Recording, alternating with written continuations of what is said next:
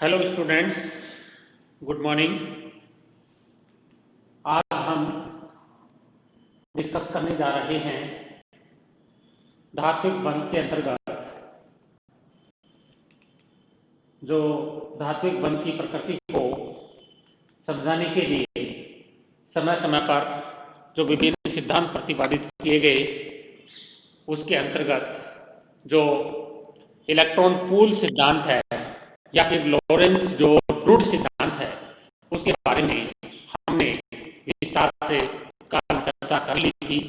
उसी क्रम में आज की वीडियो के माध्यम से हम अगला जो सिद्धांत है जिसके सहायता से धात्विक बंध की प्रकृति को समझाने का प्रयास किया गया, वो है संयोजकता बंध सिद्धांत। देखिए विद्यार्थियों, संयोजकता बंध सिद्धांत और जो अणुकक्षक सिद्धांत है, मॉलिक्यूलर ऑर्बिटल सिद्धांत है, दोनों ही आधुनिक सिद्धांत के अंतर्गत आते हैं जो कि क्वांटम मैकेनिक्स पर आधारित है। तो यहां पे देखिए, आज जो हम टॉपिक डिस्कस करेंगे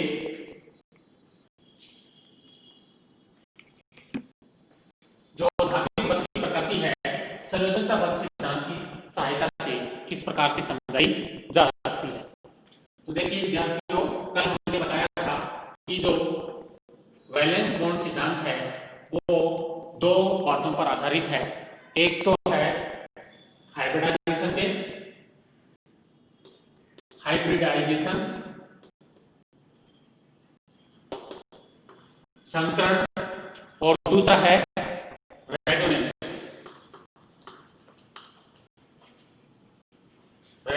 इसको हम संकरण बोलते हैं और ये रेजोनेंस है, इसको हम बोलते हैं अनुनाद। तो संकरण और अनुनाद के आधार पर धात्विक बंध की प्रकृति को किस प्रकार से समझाया जा सकता है, इस पर हम इस वीडियो के माध्यम से बात करेंगे। तो देखिए विद्यार्थियों, सबसे पहले हमें ये पता होना चाहिए कि जो संकरण और अनुनाद की जो अवधारणाएं हैं वो क्या होती है, संकरण किसे कहते हैं और अनुनाद किसे कहते हैं। तो संक्षिप्त में मैं ये जो धात्विक बंध की प्रकृति को वैलेंस बॉन्ड सिद्धांत किस प्रकार से समझाता है, उस टॉपिक पर आने से पहले ये जो संकरण और जो अनुनाद है इसके बारे में संक्षिप्त में बताने जा रहा हूं। तो देखिए, जो संकरण है वो क्या होता है। संकरण, देखिए संकरण की आवश्यकता क्यों होती है, हम यहां से बात स्टार्ट करते हैं। देखिए, जब किसी परमाणु के विभिन्न ऊर्जा और भिन्न भिन्न आकृति वाले कक्षक ओवरलैपिंग के माध्यम से जब बॉन्ड फॉर्मेशन करते हैं, यानी जब किसी परमाणु के भिन्न भिन्न ऊर्जा व भिन्न भिन्न आकृति के कक्षक किसी अन्य परमाणु के साथ में बॉन्डिंग करते हैं, तो ऐसी स्थिति में जो बॉन्डिंग होता है वो इतना स्ट्रॉन्ग नहीं हो पाता है और जो बॉन्ड स्ट्रेंथ है वो भी डिफरेंट प्राप्त होती है। तो ऐसी स्थिति में क्या होता है कि एक ही परमाणु के भिन्न भिन्न आकृति वाले और जिनकी ऊर्जा लगभग समान है उनके मध्य कक्षकों का संकरण हो जाता है, हाइब्रिडाइजेशन हो जाता है, जिसके फलस्वरूप हमें संकरित कक्षक प्राप्त होते हैं। और जो संकरित कक्षक होते हैं उनकी आकृति एक सी होती है, उनकी जो एनर्जी है वो एक सी होती है। तो ऐसी स्थिति में जो हाइब्रिड ऑर्बिटल जब ओवरलैपिंग करेंगे तो जो बॉन्ड है वो स्ट्रॉन्ग बनेगा। दूसरा ये है कि जो संकरित कक्षक हैं वो दिशात्मक होते हैं, इसलिए दिशात्मक कक्षकों का अतिव्यापन एक प्रबल जो बंध है उसका निर्माण करता है। ये बात क्लियर हो गई होगी। संकरण क्या है, एक ही परमाणु के, अलग अलग परमाणु नहीं, एक ही परमाणु के विभिन्न ऊर्जा व आकृति वाले जो कक्षक हैं आपस में मिक्सअप होते हैं, उनकी एनर्जी का एक्सचेंज होता है और समान आकृति व समान ऊर्जा के नए कक्षकों का निर्माण होता है। ये प्रोसेस क्या कहलाती है, संकरण कहलाता है। और संकरण के द्वारा जो निर्मित कक्षक हैं वो कहलाते हैं संकरित कक्षक। ये बात क्लियर हो गई। अब देखिए दूसरा है अनुनाद। अनुनाद क्या होता है, अनुनाद के माध्यम से हम जो यौगिक है, कंपाउंड्स हैं, उनकी कुछ प्रॉपर्टीज को हम समझा सकते हैं। तो अनुनाद देखिए जब किसी यौगिक का एक जो स्ट्रक्चरल फॉर्मूला है, एक संरचनात्मक सूत्र है, उसके माध्यम से उसके समस्त गुणों की व्याख्या करना संभव नहीं हो, तब उस यौगिक की दो या दो से अधिक संरचनाएं व्यक्त की जाती हैं, या उस यौगिक को दो या दो से अधिक संरचनाओं के माध्यम से प्रदर्शित किया जाता है। और उसकी जो वास्तविक संरचना है, इन सभी जो संरचनाएं हैं उनका मिक्सअप होता है, जिसको हम अनुनादी संकर बोलते हैं, रेजोनेंस हाइब्रिड बोलते हैं। और जिस कंपाउंड की जितनी अधिक अनुनादी संरचनाएं होंगी, उस कंपाउंड की रेजोनेंस एनर्जी उतनी ही अधिक होगी और उसमें जो बंध सामर्थ्य है उतना ही अधिक होगा। तो ये बात समझ में आ गई, संकरण और अनुनाद क्या है। ओके, संकरण के कुछ नियम हैं, अनुनाद की कुछ कंडीशंस हैं, उसमें हम नहीं जाएंगे क्योंकि हमारा जो टॉपिक है वो क्या है, धात्विक बंध की प्रकृति को वैलेंस बॉन्ड सिद्धांत किस प्रकार से समझाता है। ओके, तो अब देखिए आप वापस इस धात्विक बंध पे आते हैं। तो धात्विक बंध में देखिए क्या होता है, बहुत सारे जो धात्विक परमाणु हैं वो आपस में जुड़ते हुए चले जाते हैं क्लीविंग में, इस प्रकार से देखिए ऐसे। तो धातु के अंदर जो विभिन्न प्रकार के जो धात्विक परमाणु हैं, या जो बहुत सारे जो धात्विक परमाणु हैं, वो आपस में किस प्रकार से संयोग करके और एक धात्विक जो ठोस है, धातु का जो ठोस है, उसका निर्माण किस प्रकार से होता है। तो यहाँ पे देखिए जो संयोजकता बंध सिद्धांत है उसमें कक्षकों का अतिव्यापन होता है, कक्षकों का अतिव्यापन होता है। ओके, इसको हम एक एग्जांपल के माध्यम से समझने का प्रयास करते हैं। देखिए लिथियम की अगर हम बात करते हैं तो लिथियम का इलेक्ट्रॉनिक विन्यास है 1s2 2s1 और 2p इसका खाली है। ओके, तो यहाँ पे देखिए ये 2s है और ये क्या है 2p है। 2s में 2 इलेक्ट्रॉन्स हैं, 2p कंप्लीटली सॉरी 2s में 1 इलेक्ट्रॉन है, 2p कंप्लीटली खाली है। ओके, तो अब देखिए इसमें जब ऐसी स्थिति में एक लिथियम है वो कितने लिथियम के साथ में बॉन्डिंग कर सकता है, एक लिथियम के साथ में बॉन्डिंग कर सकता है, क्योंकि इसके पास में एक एटॉमिक इलेक्ट्रॉन है। बात समझ में आई, एक लिथियम परमाणु किसी दूसरे एक ही लिथियम परमाणु के साथ में बॉन्डिंग कर सकता है और इस प्रकार का बॉन्ड फॉर्मेशन कर सकता है। ओके, लेकिन समस्या इसमें यह है कि जो धातु है, धात्विक ठोस है, उसमें बहुत सारे धात्विक परमाणु आपस में संयोजित होकर के एक बहुत बड़े धातु ठोस का निर्माण करते हैं। तो वो कैसे संभव है, जब लिथियम एक परमाणु के साथ में बॉन्डिंग कर रहा है तो और दूसरे तीसरे चौथे परमाणु के साथ में किस प्रकार से बॉन्डिंग करेगा। तो इसके लिए देखिए दो अनुनाद की जो संकल्पनाएं हैं वो दी गई। एक को हम बोलते हैं सिंक्रोनियस रेजोनेंस, हिंदी में बोलते हैं तुल्यकालिक अनुनाद, तुल्यकालिक अनुनाद, जिसको हम इंग्लिश में बोलते हैं सिंक्रोनियस रेजोनेंस, सिंक्रोनियस रेजोनेंस। और दूसरा होता है अतुल्यकालिक अनुनाद, अतुल्यकालिक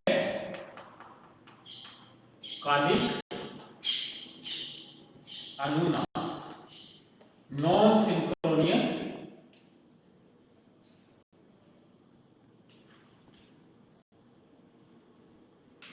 रेजोनेंस।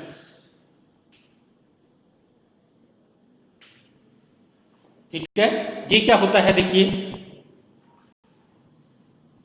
ये अनुनाद का मतलब आपको क्लियर हो गया होगा। अनुनाद क्या है, अनुनाद में क्या होता है, जब एक संरचना सूत्र उसके सभी गुणों की व्याख्या नहीं करता है तो उसकी दो या दो से अधिक संरचनाएं दी जाती हैं, जिसमें क्या होता है बॉन्ड का डिलोकलाइजेशन भी हो सकता है, आवेश का डिलोकलाइजेशन भी हो सकता है। ओके, तो यहाँ पे देखिए लिथियम जब एक दूसरे लिथियम परमाणु के साथ में बॉन्डिंग कर सकता है तो देखिए ये दो लिथियम परमाणु के बीच में बॉन्डिंग इस प्रकार से है। ओके, ये देखिए जो सिंक्रोनियस रेजोनेंस है, सिंक्रोनियस रेजोनेंस, तो उसमें जो लिथियम परमाणु के बीच में बॉन्डिंग है वो कुछ इस प्रकार से हो जाता है। देखिए ये जो बॉन्ड है वो इन दोनों लिथियम के बीच में था, अब वो ऐसे शिफ्ट हो गया, तो इस प्रकार से बॉन्डिंग का शिफ्टिंग चलता रहता है। इसमें समस्या ये है कि एक लिथियम परमाणु अपने नजदीक स्थित 4 परमाणु के साथ में बॉन्डिंग कर सकता है, चेंज करके बॉन्ड एक बार इसके साथ में करेगा, एक बार इसके साथ में, जैसे इधर उसके साथ में करेगा, ऊपर है नीचे है। लेकिन जब हम लिथियम जो ठोस है, धात्विक ठोस है, उसका स्ट्रक्चर देखें तो हमें इसका स्ट्रक्चर BCC प्राप्त होता है, बॉडी सेंटर्ड क्यूबिक। BCC का मतलब क्या है? Body centred cubic structure. इसका मतलब क्या है? एक लिथियम परमाणु किसी घन के बिल्कुल केंद्र पे स्थित है और बाकी के जो लिथियम है वो घन के 8 जो कॉर्नर्स हैं उसके ऊपर है। हम ये कहें कि एक लिथियम परमाणु है वो अपने नजदीक 8 जो है अन्य लिथियम परमाणु से घिरा हुआ होता है, यानी एक लिथियम की जो कोऑर्डिनेशन नंबर है वो 8 है। बात क्लियर हो गई? तो ये कैसे संभव है कि एक लिथियम परमाणु अपने समीप स्थित अन्य 8 लिथियम परमाणुओं के साथ में बॉन्डिंग कर सकता है? ओके, तो ये जो तुल्यकालिक अनुनाद की जो अवधारणा थी, इस बात को समझाने में पूर्ण रूप से सफल नहीं हो पाई कि किस प्रकार से एक लिथियम परमाणु अपनी जो बॉडी सेंटर्ड क्यूबिक स्ट्रक्चर में अपने नजदीक स्थित 8 अन्य लिथियम परमाणु के साथ में बॉन्डिंग किस प्रकार से करेगा। फिर जो अतुल्यकालिक अनुनाद है उसकी अवधारणा दी गई। अतुल्यकालिक अनुनाद में क्या होता है? एक जो लिथियम परमाणु है वो अपने नजदीक स्थित 2 लिथियम परमाणु के साथ में बॉन्डिंग कर सकता है। देखिए इस प्रकार से,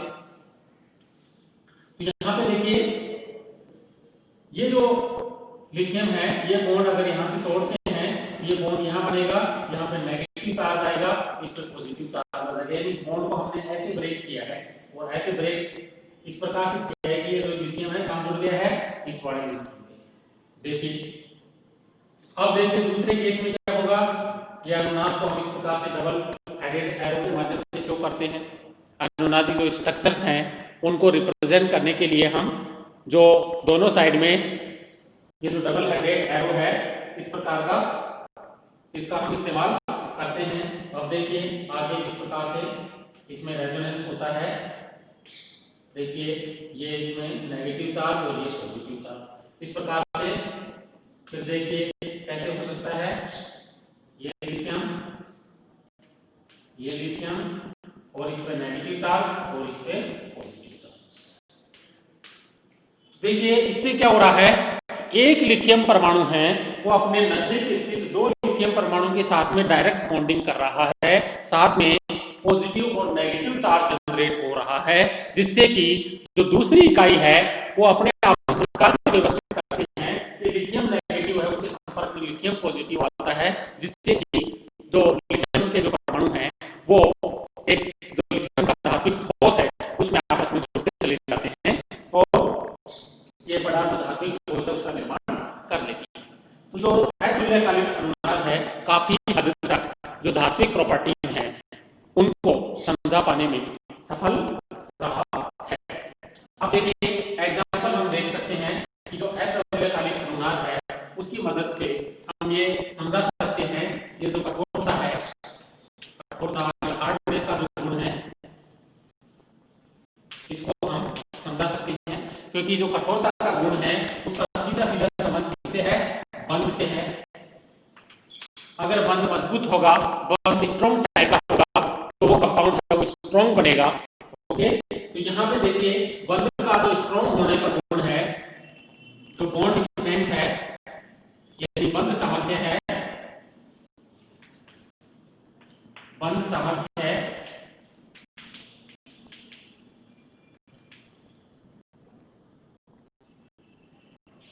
ठीक है, बंध सामर्थ्य का सीधा संबंध किससे है?